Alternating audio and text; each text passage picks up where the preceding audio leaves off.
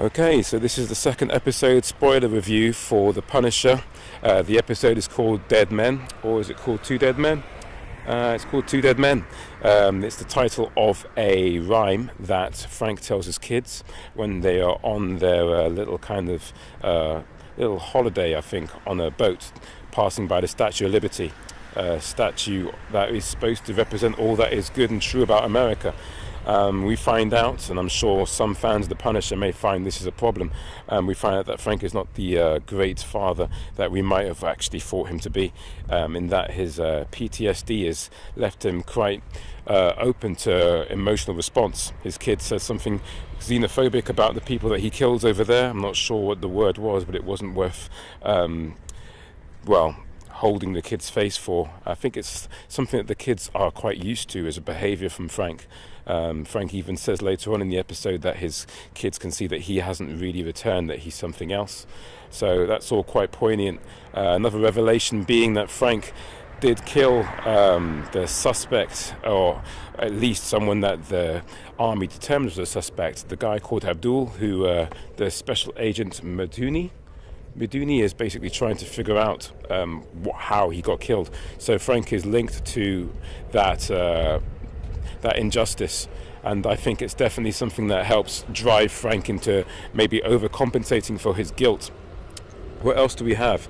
The format of the show is going to be, I think, revelations of how Frank was when he actually got back from Afghanistan, and in relation to his family. So they can definitely paint in a few of the missing, ideas of what Frank was about when he got back from Afghanistan through the flashbacks, I think. So, are we getting a Lady Punisher storyline? Because if you're aware of it in the comics, Frank Castle, at some point during a run by Garth Ennis, has a team up with a special agent who, in effect, becomes a Punisher type character, in that she's trying to get revenge outside of a corrupt system. Now, whether or not they're going to be using this for Meduni's character, I don't know, but there's definitely an opportunity to do that, and I think that would be quite a fantastic voyage to take, simply because it'll be good to see Frank look in the mirror, so to speak, as his friend was trying to tell him when he was walking around in that room trying to figure out exactly who he was, and his friend was saying, hey, look, I would have helped you get rid of those guys that tried to kill your family. So yeah, he could be unwittingly creating a sidekick. What else do we have before I go?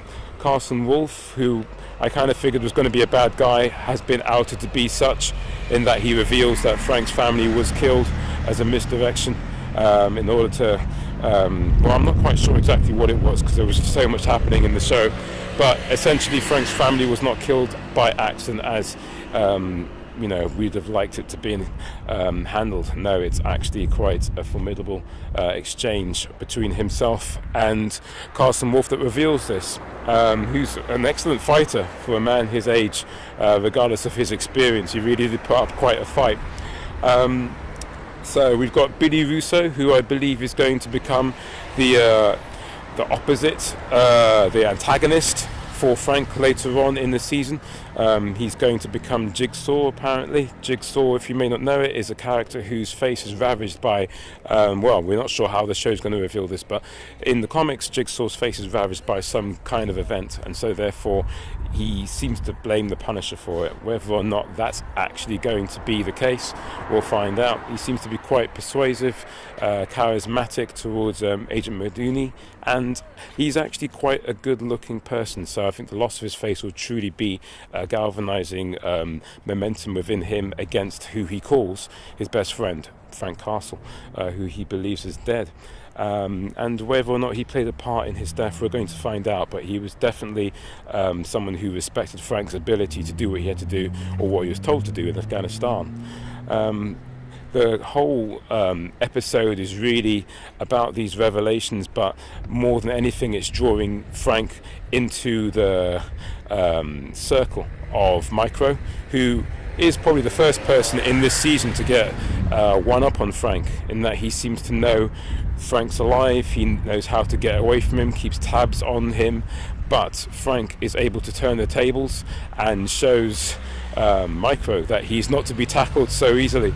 In fact, when he does actually trick Micro into taking him back to his lair, I kind of suspected that was happening when his friend, I think his name was Kurt, told Micro that Frank's in the wind. I thought, no, Frank wouldn't bring you all the way out here for no reason. Please check your boot. But you didn't, did you, Micro? So there's quite a lot going on. It's quite overwhelming, and any good show should be. I think that we'll probably have an episode where the dust settles a little bit, and I can probably analyse the show a little bit more for you. For now, it's time to get out of the dark and go and watch some more. This is a great show, I'm hoping.